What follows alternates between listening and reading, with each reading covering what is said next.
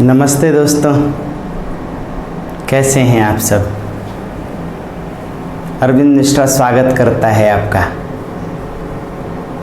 साधना IAS के इस online कक्षा कार्यक्रम में। दोस्तों, जैसा कि हम लोग भाषा विज्ञान पर यह चर्चा करके देखे कि भाषा विज्ञान रटने की चीज़ नहीं है, ठीक कविता खंड के विषय में भी यही बात लागू होती है। दोस्तों, कविता खंड याद रखिए सबसे रुचिकर है, निबंध लेखन के लिए बड़ा महत्वपूर्ण है। और यदि मैं कहूँ कि आपके नीति शास्त्र और जीएस के भी कई मुद्दों के लिए, जैसे आजकल मार्क्सवाद, साम्यवाद, पूंजीवाद ऐसे मुद्दे जुड़े हुए हैं जीएस में, तो इनके लिए भी कविता खंड बहुत महत्वपूर्ण है। दोस्तों, कविता को कविता की तरह मत पढ़िए, ये मेरी पहली विनती है आपसे। कविता को निबंध की तरह पढ़िए। ये मत सोचिए कि कविता क्या कहती है। आप तो यह सोचने की कोशिश कीजिए कि कविता क्यों ऐसी है, उसका उद्देश्य क्या है, किस परिप्रेक्ष्य में वह कविता लिखी गई, उसका सामाजिक संदर्भ क्या रहा है, और क्या कविता आज भी प्रासंगिक है। तो यदि आप कविता की सामाजिकता यानी उसकी सामाजिक संवेदना को समझेंगे, यदि आप कविता के दार्शनिक पक्ष को समझेंगे, यदि उसमें कवि के जीवन दर्शन, रचनाकार के जीवन दर्शन को समझेंगे, और यदि उसमें आप कवि की युग दृष्टि को आप समझ सकेंगे, तो कविता के सभी प्रश्नों का उत्तर बहुत आसानी से लिखा जा सकता है। यहाँ तक कि कविता की व्याख्या भी सहजता से की जा सकती है। दोस्तों, आइए हम लोग आज इसी संदर्भ में सूरदास की रचना भ्रमर गीत सार को देखने की कोशिश करेंगे। दोस्तों, यह जो भ्रमर गीत सार रचना है, यदि बात की जाए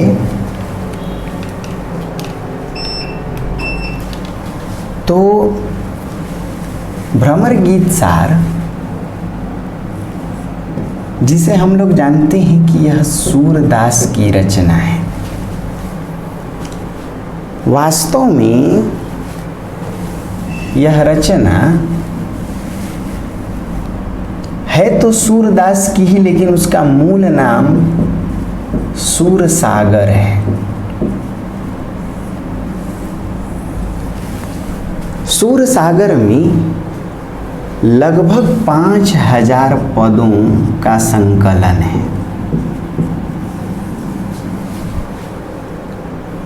और यह रचना कुल 12 स्कंधों में विभाजित है। कितने स्कंधों में विभाजित है? 12 हिस्सा कह लीजिए, 12 प्रकार के अध्याय कह लीजिए, जिनमें 10वें स्कंध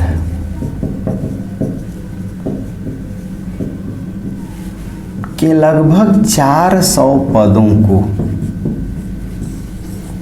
संकलित करके आचार्य शुक्ल ने, किसने? आचार्य शुक्ल ने नाम दिया भ्रमर गीत सार। क्या नाम दिया? भ्रमर गीत सार। यानी सूरदास की मूल रचना सूरसागर है। सूरसागर में कुल 12 स्कंध हैं, जिसमें 10वें स्कंध के लगभग 400 पदों को संकलित करके आचार्य शुक्ल ने भ्रमर गीत सार नाम दिया।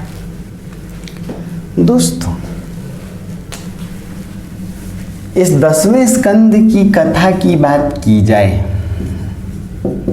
तो इसकी कथा अत्यंत संक्षिप्त है। कि किस प्रकार कृष्ण ने गोपियों से यह वादा किया था कि मैं मथुरा से 2 दिन में लौट कर आ जाऊंगा, और कृष्ण मथुरा से अंत तक लौट कर नहीं आते। जाहिर सी बात है, गोपियां कृष्ण से प्रेम करती हैं और कृष्ण उन्हें छोड़कर मथुरा प्रवास कर जाती हैं। यानी आप कह सकते हैं कि यह रचना प्रवास वियोग की रचना है। किस वियोग की रचना है? वियोग के 4 प्रकार होते हैं: पूर्वराग वियोग, मान वियोग, प्रवास वियोग और करुण वियोग। जब नायिका नायक को प्रेम करे और नायक को इस बात की जानकारी न हो तो पूर्व राग, राग से पहले वन साइडेड लव, जाहिर सी बात है ऐसे में वियोग होगा तो उसे पूर्व राग वियोग कहते हैं। मान वियोग कहते हैं नायक की किसी कड़वी बात से नायिका रूठ जाए और एक कृत्रिम वियोग चले। प्रवास कहीं दूर जाने को कहते हैं, जब नायक नौकरी पेशे के लिए, रोजगार व्यवसाय आदि के लिए कहीं चला जाए, ऐसे में जो नायिका वियोग झेलती है उसे प्रवास वियोग कहते हैं।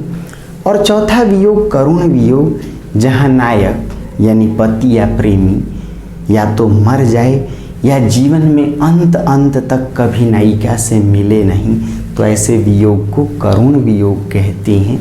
भ्रमर गीत सार में कृष्ण अंत तक नहीं मिलते गोपियों से, कभी नहीं मिलने आते। हालांकि कृष्ण गोकुल छोड़ के मथुरा चले जाते हैं, इसीलिए यह रचना है तो प्रवास वियोग की, किंतु अंततः करुण वियोग से जुड़ जाती है। दोस्तों, इधर कृष्ण गोपियों से मिलने नहीं आते और गोपियों की विरह वेदना को दूर करने के लिए उद्धव जी को ज्ञान और योग का संदेश लेकर भेज देते हैं। निर्गुण का संदेश लेकर के, ज्ञान संदेश लेकर के उद्धव जी ज्ञान का गुरुडम लेकर के, ज्ञान की बादशाहत लेकर के, अपने प्रखर सूक्ष्म ज्ञान को, भारी भरकम ज्ञान की गठरी को लेकर उद्धव गोपियों के पास पहुँचते हैं। आयो घोष बड़ो व्यापारी, जरा समझिए, फाटक देकर हाटक मांगत भोरे निपट जुधारी। गोपियाँ कहती भी हैं कि लादी खेप ज्ञान गुण योग की ब्रज में आनी उतारी, आयो घोष बड़ो व्यापारी। फिर कहती हैं जोग ठगौरी ब्रज न बिकई है, फाटक देकर हाटक मांगत भोरे निपट जुधारी। जरा समझिए कि एक तो गोपियाँ विरह वेदना से पीड़ित हैं, उनके पास कोई और विकल्प नहीं है। कृष्ण के अलावा उनका मन किसी और विकल्प को स्वीकार नहीं करता। गोपियों का मन अविभाजित प्रेम से भरा हुआ है। उस हृदय में, गोपियों के हृदय में कोई विभाजन नहीं। इसीलिए गोपियाँ कहती हैं उधो मन न भये 10-20, एक हो तो एक ही दिल था, सो गयो श्याम संग कुआराधे ईस। ऐ उद्धव जी, काश कहीं ऐसा होता कि 2 दिल होते सीने, लेकिन उद्धव जी हृदय तो एक ही है, एक हो तो सो गयो श्याम संग। यदि दूसरा हृदय होता तो अवश्य हम उस दूसरे मन में, दूसरे हृदय में तुम्हारे ज्ञान योग की बातों को अटा लेते, परंतु समस्या यह है कि मन तो एक ही है और उस मन में उर्मे माखन चोर गड़े। उस हृदय में कृष्ण गड़े हुए, तन्मय प्रेम है गोपियों का, अविभाजित प्रेम है गोपियों का। मन क्रम वचन दृढ़ता के साथ हमने उस कृष्ण के प्रेम को पकड़ा है। उर में माखन चोर गड़े, अब कैसे हूँ निकसत नाही उधो तिरीछे वै जुआड़े। कृष्ण 3 जगह टेढ़े मेढ़े, बांसुरी लेते हैं तो देखिए हाथ ऐसे, पाँव नीचे क्रॉस और कमर मुड़ गई। तिरीछे वै जुआड़े, जो चीज़ अपनी त्रिभंगी अदा से 3 जगह से टेढ़ी मेढ़ी कोई चीज़ यदि हृदय में समा जाए, गड़ जाए, तो भला उसे हृदय से कैसे निकाला जाए। हे उद्धव जी, मन एक ही है, उस मन में कृष्ण गड़े हैं और इसीलिए वह मन कोई और विकल्प नहीं स्वीकार करता। इसलिए आप याद रखना, हमारे हरि हारिल की लकड़ी। एक पक्षी होता है हारिल, जो अपने पंजों में एक लकड़ी को दबा करके उड़ता है, बहुत ऊंचाई तक उड़ता है और उसी से उसका नियंत्रण बना रहता है। लकड़ी छूट गई तो वह पंछी बेचारा निराधार होकर पंख फड़फड़ाता नीचे गिरता है और प्राण गंवा देता है। गोपियां भी कहती हैं, हमारे हरि हारिल की लकड़ी, मन क्रम वचन दृढ़ उर करी पकड़ी। हृदय में वही कृष्ण गड़े हैं, मन से कर्म से, मनसा वाचा कर्मणा, सब से उसी कृष्ण को हमने गहन किया है। और भला आप बताएं किसके सहारे जाएं। काश कहीं दूसरा हृदय होता, मन विभाजित होता, तो जरूर हम आपके ज्ञान योग का संदेश सुन भी पाते और हृदय में बैठा भी पाते, किंतु उर्मे नाहिन और ठौर। हृदय में तो और जगह है ही नहीं। सूरदास खुद कहते हैं, नंद नंदन के आछत उर्मे आनिए और कौन। दोस्तों, जाहिर सी बात है कि इस रचना की कथा अत्यंत संक्षिप्त है, छोटी कथा है। कृष्ण गोपियों से वादा करके जाते हैं परंतु लौट कर नहीं आते। उद्धव कृष्ण के द्वारा भेजे जाते हैं ज्ञान और योग का संदेश लेकर, और यह भी गोपियाँ जानती हैं या इस भ्रम में पड़ती हैं कि कृष्ण ने प्रेम में उनके साथ छल किया है और अब मथुरा जाकर कंस की कुबड़ी दासी कुब्जा के प्रेम जाल में फंस गए। गोपियों को लगने लगता है कि ये पुरुष सभी एक ही प्रकार के होते हैं। पुरुष भंवरे की तरह होते हैं। भंवरे का काम है फूल फूल कली पर मंडराना। वह एक कली या एक फूल पर नहीं टिकता, फूलों का रस चूसता है और फिर मन भरते ही उड़ जाता है।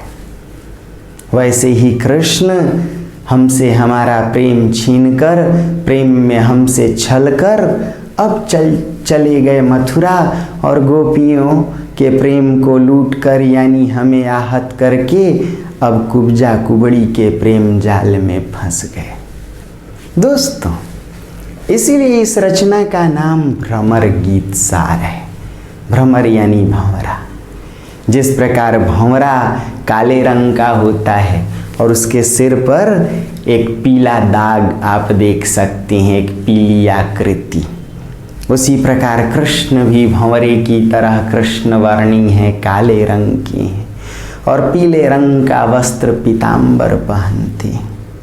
उद्धव भी काले पीतांबर धारण करने वाले, और अक्रूर जो लेके गए कृष्ण बलराम को वो भी काले।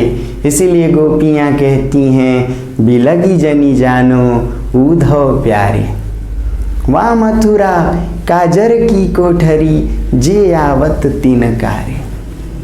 उस मथुरा से आए हुए सभी काले होते हैं।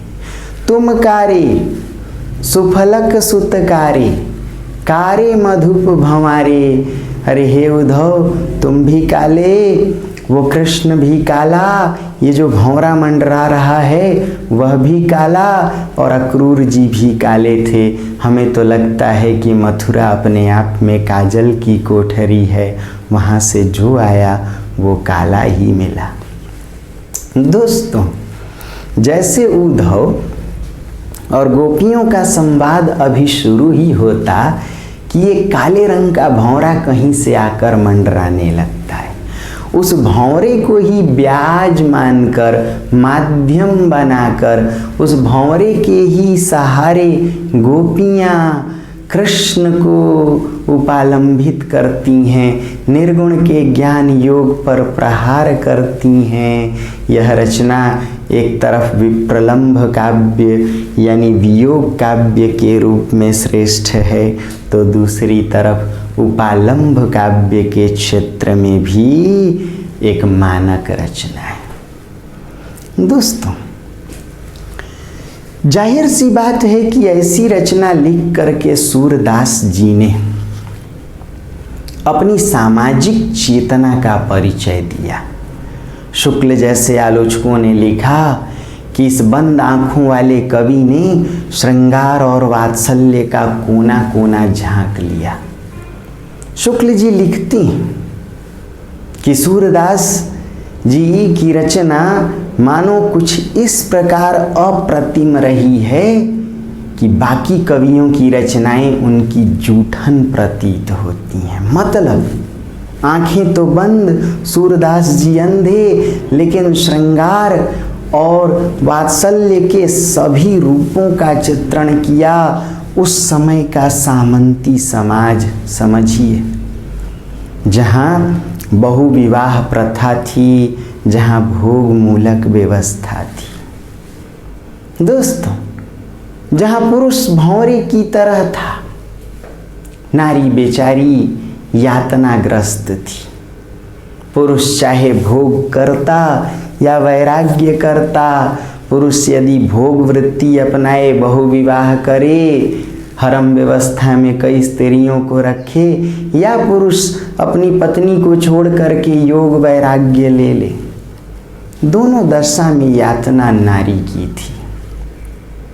जरा समझिए, चाहे पुरुष भोग कर रहा था या वैराग्य ले रहा था, दोनों ही स्थितियां नारी के लिए उत्पीड़न का कारण थी। ये समझा जा सकता है कि गोपियां कहती भी कि मधुकर काके मीत भय। कृष्ण जैसे भंवरे भी किसी के दोस्त होते हैं क्या? फूलों के मौसम में मिलने आते हैं, पतझड़ में पंछी बनकर उड़ जाते हैं। बिल्कुल गोपियां कहती हैं मधुकर काके मीत भय। ये भंवरे जैसे लोग भी किसी के दोस्त होते हैं। दिवस चार की प्रीत सगाई, सोले उड़ अनत गए, मधुकर काके मीत भय। गोपियां जानती हैं इस बात को कि पुरुषों का एक स्त्री से मन नहीं भर सकता, इसलिए प्रेम में हमें छलकर कृष्ण अब कुब्जा कुबड़ी के प्रेम पाश में फंस गए। लेकिन उनकी पीड़ा यह है, कहती हैं उद्धव से, उद्धव सब स्वार्थ के लोग, ये कैसे पुरुष हैं? सामंती समाज में पुरुषों ने जो आचार संहिता बनाई, उसमें सभी बंदिशें नारी के लिए थी। पुरुष अपने लिए उन्मुक्त भोग की कामना कर रहा था, स्वच्छंद भोग, और नारी को सती रूप में देखना चाहता था।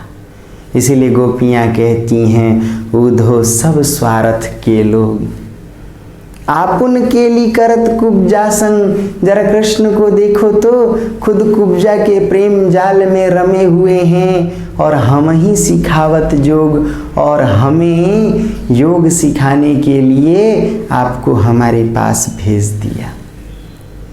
कहती हैं गोपियां, उनके मन की पीड़ा देखिए।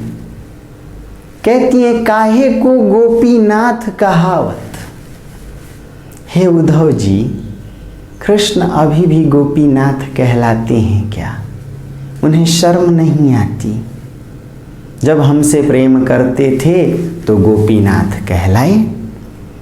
अब तो प्रेम राख्यो कुब्जा संग, अरे अब तो प्रेम कुब्जा के संग उन्होंने रचा लिया है।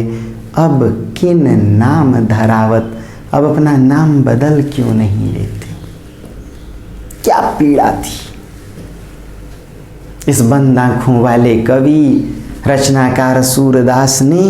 मानो सामंती समाज की सभी जड़ताओं को ध्वस्त करने के लिए सूर्य का काम किया। जैसे सूर्य सुबह के शीत को मार देता है, वैसे सूरदास सामंती समाज की जड़ताओं पर प्रहार कर रहे थे। और इसीलिए सूर सूर तुलसी शशि उड़गन केशवदास। सूरदास ने देख लिया था कि सामंती समाज में पुरुषों को सुधारा नहीं जा सकता और नारी की यातना का कोई इलाज भी नहीं हो सकता। ये कैसा समाज था जहाँ पुरुष के लिए प्रेम का अर्थ कुछ और था, नारी के लिए प्रेम का अर्थ कुछ और था। पुरुष के लिए प्रेम का अर्थ नारी का सर्वस्व भोग था, जबकि नारी के लिए प्रेम का अर्थ अपना सर्वस्व समर्पण था। फिर भी पीड़ा देखिए, विडंबना देखिए कि पुरुष नारी का सब कुछ भोग कर भी अतृप्त था और नारी पुरुष पर सब कुछ लुटाकर तन मन धन सब से पुरुष को प्रेम करके भी बेचारी लांछित थी, उल्टा कहलाने को भी बस थी। इसलिए दोस्तों, इस रचना का जो उपालंब पक्ष है, यानी इसकी जो मूल वैचारिकता है, वह एक तरफ नारी की पीड़ा को उद्घाटित करने के उद्देश्य से है और दूसरी तरफ इस रचना की मूल संवेदना पुरुषों की स्वेच्छाचारी वृत्ति पर प्रहार करती है और साथ ही जीवन के विचारधाराओं को पूरी पक्षधरता के साथ उद्घाटित करती है कि जीवन जीने की दो विचारधाराएं हैं, एक ज्ञान और एक प्रेम। उद्धव अपने साथ निर्गुण का ज्ञान योग लेकर आती, जबकि गोपियों के साथ उनका प्रेम है। गोपियां कहती हैं ये ज्ञान योग होता क्या है, ये निर्गुण क्या है। कहती हैं निर्गुण कौन देश को बासी। हे उद्धव जी, तुम इतना बता दो कि निर्गुण कहाँ का रहने वाला है। को है जनक जननी को कहियत, को नारी को दासी। तुम इतना बताना कि निर्गुण के माता पिता कौन, क्योंकि निर्गुण यदि अजन्मा है तो उसका रूप आकार नहीं, उसके माता पिता कौन है।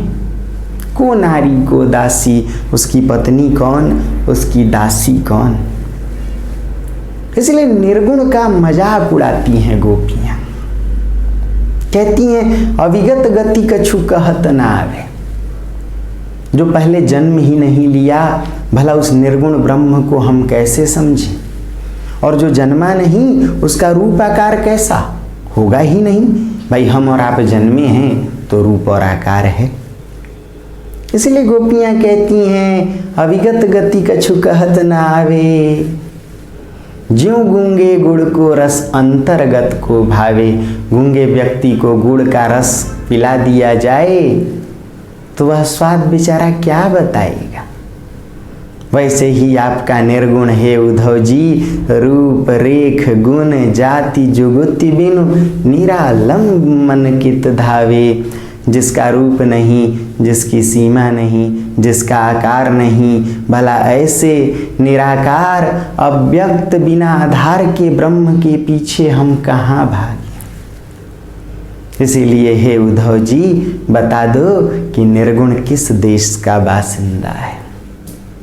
और दूसरी बात उद्धव जी, आप जिस ज्ञान और योग की साधना की बात कर रहे हैं, जिस निर्गुण साधना की बात कर रहे हैं, उसके लिए एक दूसरा मन चाहिए। और मन तो एक ही हूँ तो सो गयो श्याम संग, मन तो एक ही था वो कलुआ के पीछे पीछे, कलुआ कहती हैं गोपियाँ, हाँ जे आवत तिनकारे, मथुरा चला गया। और दूसरी बात उद्धव जी, हम अनपढ़ गोपियाँ हैं, भोली भाली।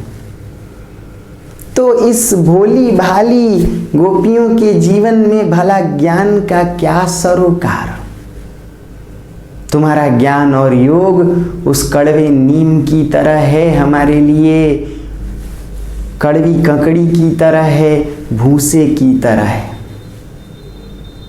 क्योंकि एक तो हम अनपढ़ हैं और हमें इसकी समझ नहीं, इसलिए हमें तो प्रेम में ही जीने दो। बेशक तुम्हें लगता है कि प्रेम बेमतलब है, लेकिन उद्धव जी मन माने की बात।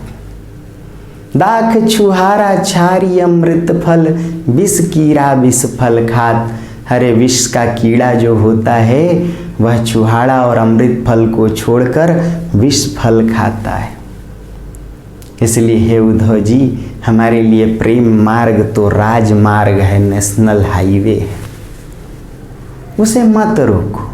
काहे को रोकत मार्ग सूधो, सुनहु मधुप निर्गुण कंटकते, राजमार्ग क्यों रूधो। अपने निर्गुण के रूपी कांटों को हमारे नेशनल हाईवे प्रेम रूपी राजमार्ग पर क्यों बिछाकर मार्ग को अवरुद्ध कर रहे हो। हमें प्रेम में जीने दो, प्रेम ही हमें पसंद। उद्धव अब भी नहीं मानते हैं, उनका तर्क है ज्ञान और योग का, उनका तर्क है निर्गुण का। गोपियाँ समझाना चाहती हैं, कहना चाहती हैं कि हे उद्धव जी, ये जो तुम्हारा ज्ञान योग है हमारे लिए भूसे की तरह है, और हमारा प्रेम सोने की तरह, और ऐसा बार्टर सिस्टम नहीं चल सकता। कहीं ऐसी वस्तु विनिमय प्रणाली होती है क्या कि तुम अपना भूसा दो और बदले में हमसे हमारा सोना ले लो। कहती हैं आयो घोष बड़ो व्यापारी, फाटक देकर हाटक देखत भोरे निपट जुधारी। फाटक फटकन को कहते भूसे को, हाटक सोने को। इसलिए गोपियाँ कहती हैं दाख छाड़ी, कहती हैं कि दाख छाड़ी के कटुक निगौरी को अपने मुख खई हैं। अरे मीठे अंगूर को छोड़कर कोई कड़वे नीम खाता है क्या। तुम्हारा ज्ञान और योग कड़वे नीम की तरह है, हमारा प्रेम मीठे अंगूर, दाख यानी अंगूर। फिर कहती हैं मूरी के पातन को केना, मुक्ता हल को दई हैं। भला मुल्ली के पत्तों के बदले यानी मुल्ली के पत्तों को लेने के लिए कोई मोती देता है क्या। इसीलिए हे उद्धव जी, अपने ज्ञान योग की गठरी बांधिए और निकल पड़िए यहाँ से। कहती हैं कि बांधहूँ गांठ, ये जो गठरी लाए हो, आयो घोष बड़ो व्यापारी, ये अपनी योग की गठरी ठीक से बांध लेना। बांधहूँ गांठ कहीं जन छूटे, फिर काहे पछताहीं, कहीं आगे पछताना न पड़े। उधो जोग बिसरी जनी जाहूँ, कहीं हमें सिखाते सिखाते खुद योग भूल मत जाना। और हे उद्धव जी, एक बात और, तुम ठहरे निर्गुण पंथी, ज्ञान मार्गी, योगी, वैराग्यवादी। तुम क्या समझो, वो डायलॉग याद है ना, चुटकी भर सिंदूर की कीमत तुम क्या जानो रमेश बाबू। अरे उद्धव जी, तुम तो वैराग्यवादी हो, तुम्हें भला संसार से क्या लेना देना। तुम जैसे ज्ञान मार्गियों ने, वैराग्यवादियों ने सिर्फ इतना जाना कि जीवन नश्वर है, संसार मिथ्या है। जबकि सच्चाई ये है उद्धव जी कि जीवन और संसार का बंधन है, उस बंधन का आधार प्रेम है। अब इतना और समझ लेना कि जिस ज्ञान से जीवन को जाना भी नहीं जा सकता, प्रेम से उसी जीवन को जिया जा सकता है। इसीलिए हमारे लिए प्रेम ही सब कुछ है। और तब कहती हूँ कि प्रेम प्रेम ते पई हैं, प्रेम प्रेम ते हुई हैं, प्रेम बंधियो संसारा, प्रेम परमारथ लई हैं। प्रेम जीवन और संसार का बंधन है। ज्ञान तो कहता है कि जीवन नश्वर है, संसार मिथ्या है, सब माया मोह है, छोड़ चलो। इसलिए जितने ज्ञान मार्गी हुए, आधे पागल हुए और आधे समाज से कटे हुए, पहाड़ों में रहने वाले पलायनवादी। परंतु सूरदास की इस कविता का तर्क वैराग्य नहीं है, राग है। निवृत्ति नहीं, प्रवृत्ति है। सब कुछ छोड़ छाड़ करके पहाड़ पर जाना, वैराग्य लेना नहीं, जीवन जीने की सीख देती है यह कविता। प्रेम की सीख देती है। जरा समझिए, सामंती समाज में घृणा, हिंसा और व्यभिचार जैसी कुप्रवृत्तियां फैली हुई थी। इसलिए इस कविता का तर्क है, प्रेम बंधियो संसारा, प्रेम परमारथ लई है। जैसे कबीर कहते हैं, ढाई आखर प्रेम का पढ़े सो पंडित होए, वैसे ही सूरदास कहना चाह रहे थे कि संसार को प्रेम बांधता है। सामुदायिक भावना, परिवार की भावना प्रेम से ही उत्पन्न हो सकती है। और प्रेम परमारथ लई है, प्रेम से ही ईश्वर को पाया जा सकता है। सूरदास जी सगुण भक्त थे और सगुण भक्ति का आधार प्रेम है। निर्गुण भक्ति मार्गियों ने या निर्गुण पंथियों ने भक्ति का साधन माना था ज्ञान को, योग को। क्या ज्ञान और योग सबके लिए सहज है? गोपियान पढ़ें सीधी साधी हैं, उन्हें ज्ञान से कोई अब तक पाला नहीं पड़ा, इसीलिए उनका तर्क है कि हम भोली भाली वाले हैं। भला हम क्या करें इस ज्ञान योग का? तो आप कह सकते हैं कि यह रचना वैराग्य नहीं, राग को महत्व देती है, निवृत्ति नहीं, प्रवृत्ति को महत्व देती है। यह रचना निर्गुण नहीं, सगुण भक्ति को स्थान देती है। और इतना ही नहीं, इस रचना में जीवन, संसार, प्रेम सभी के मर्म को समझने की कोशिश है। ज्ञान की जगह प्रेम को महत्व देती है। दोस्तों, सूरदास की कविता में आप देखेंगे बाल लीला चित्रण है और वात्सल्य चित्रण है। इसका एक बड़ा सीधा अर्थ है। बाल लीला और वात्सल्य चित्रण के माध्यम से सूरदास जी ने सामंती समाज के दौर में पल रहे वैराग्य वृत्ति पर प्रहार किया। योगियों ने, वैराग्यवादियों ने विवाह, नारी, सबका तिरस्कार किया था। देखेंगे कि आप निर्गुण योगियों ने, ज्ञान मार्गियों ने नारी को माया माना था। अब जरा समझिए, नारी को माया मान लिया जाए तो विवाह जैसी संस्था खतरे में पड़ जाएगी। और जब विवाह नहीं, दाम्पत्य जीवन नहीं, तो शिशु नहीं, बच्चे नहीं होंगे, फिर समाज और संसार की कामना ही नहीं कर सकते आप। इसीलिए निर्गुण वैराग्यवादियों के लिए संसार मिथ्या है।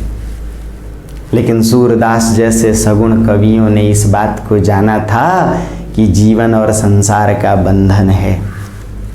इसलिए उनकी कविता में बाल लीला चित्रण है। जाहिर सी बात है कि बाल यानी शिशु तभी संभव है जब नारी और पुरुष का दाम्पत्य जीवन गठित होगा। नारी पुरुष प्रेम बंधन में बंधेंगे। यानी सूरदास की कविता नारी को माया नहीं मानती, बल्कि नारी को माता और पत्नी के रूप में देखने की कोशिश करती है, नारी को पुनर्मर्यादित करने की कोशिश करती है। और इसीलिए इन्होंने वात्सल्य चित्रण का प्रयास किया। वात्सल्य वत्स से बना शब्द है, वत्स यानी बच्चा। संतान के प्रति जो माता पिता का प्रेम भाव है, स्नेह भाव है, उसे वात्सल्य कहते हैं। लेकिन उस वात्सल्य में भी देखिए पिता से अधिक माता का पक्ष उद्घाटित है।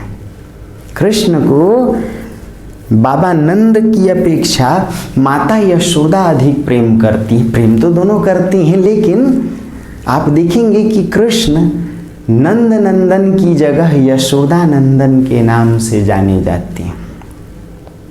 कृष्ण अपनी सभी समस्याएं, अपनी इच्छाओं को लेकर यशोदा के पास ही उपस्थित होती हैं और माता उनकी सभी जिज्ञासाओं का शमन भी करती हैं। उनकी हर छोटी छोटी इच्छाओं की पूर्ति माता ही करती हैं। अब जरा समझिए, उस सामंती समाज में जब शिशु संतान अपने पिता के नाम से जानी जाती थी, संतान, सूरदास जैसे कवि ने कृष्ण को यशोदानंदन से संबोधित किया। पितृसत्तात्मक समाज को चुनौती देते हुए उन्होंने मातृसत्ता को स्थापित की। आज आप देखेंगे कि क्रिकेटर्स वगैरह अपनी माँ का नाम पीठ पर एक दिन लिख के घूमते हैं। सोचिए, आज के 600-700 साल पहले सूरदास जी ने सामंती समाज में नारी को नाम देने की कोशिश की। सामंती समाज में नारी का कोई नाम नहीं होता। वह छोटी है तो पिता के अधीन, थोड़ी बड़ी हुई तो पति के अधीन और बूढ़ी हुई तो पुत्र के अधीन। कभी वह गुड़िया है, कभी वह बहू है, कभी वह माँ और दादी है, उसका कोई नाम नहीं होता। सूरदास ने अपनी कविता में नारी को गरिमा दी, उसे पुनः प्रतिष्ठित करने की कोशिश की, उसकी अस्मिता को पहचानने की कोशिश की, नारी को नाम देने की कोशिश की।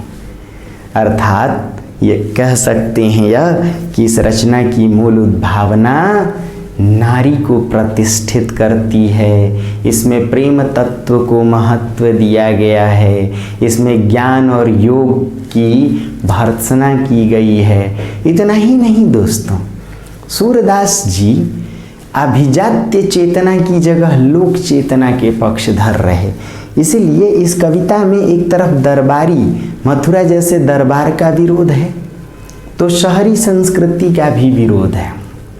मथुरा को गाली देती हैं गोपियाँ, कहती हैं मधुबन सब अति कृतज्ञ धर्मीले, परहित डोलत हैं बोलत वचन सुरीले। इस रचना में वचन वक्रता है, वाग विदग्धता है, जली कटी वाणी सुनाने की कोशिश, वाक पटुता लेकिन वक्र कथन शैली। हाँ, किसी को कहना चाहते हैं आप कि तू एक नंबर का नीच है, तो आप उसे कहिए तुम एक नंबर के ग्रेट हो। इसे ही वचन वक्रता कहती हैं। गोपियाँ कहती हैं कि शहर से आए हुए लोग सब कितने परोपकारी हैं, दूसरों के लिए ही वो घूमते फिरते हैं, जबकि वास्तव में ऐसा है नहीं। तो दोस्तों, इस रचना में शहरी संस्कृति पर प्रहार है, उसकी जगह ग्रामीण संस्कृति को महत्व देने की कोशिश की गई है। अभिजात्य चेतना की जगह लोक चेतना को महत्व देने की कोशिश की गई है। यदि आप देखें तो सूरदास के कृष्ण द्वारिका के राजा कृष्ण नहीं है, बल्कि मोर मुकुट पहनने वाले चरवाहे और माखन कृष्ण हैं। यह इस कविता की लोक चेतना का सबसे बड़ा प्रमाण है। तो कहा जा सकता है कि रचना के केंद्र में लोक चेतना है, रचना के केंद्र में प्रेम की प्रतिष्ठा है, रचना के केंद्र में सामंती भोगमूलक परिस्थितियों पर प्रहार है, रचना के केंद्र में ज्ञान और योग पर प्रहार है। यह रचना राग सिखाती है, यह रचना प्रवृत्ति सिखाती है और लोक समन्वय की चेतना देती है। कुछ बातें समझ में आ रही हैं। अब इस मुद्दे से आप इसकी सामाजिक चेतना भी लिख सकते हैं, इस रचना के मूल भाव को भी लिख सकते हैं, मूल उद्भावना, मूल संवेदना को भी लिख सकते हैं, और बीच बीच में जो कई पंक्तियां आपको मैंने सुनाई उनकी व्याख्या भी कर सकते हैं। इसीलिए कविता का अर्थ दोस्तों न केवल रचनाकार की सामाजिक चेतना बल्कि दार्शनिक चेतना, उसके जीवन दर्शन और युग बोध को भी जानना है। पूरे विस्तार से एक एक बात को जानने के लिए आप बने रहिए मोबिशाला ऐप पर। कोचिंग कोड SADH9090 डाल करके पूरी क्लास विस्तार से भी आप देख सकते हैं। स्वागत है आप सभी का। अगले वीडियो तक ढेर सारी शुभकामनाएं। नमस्ते दोस्तों।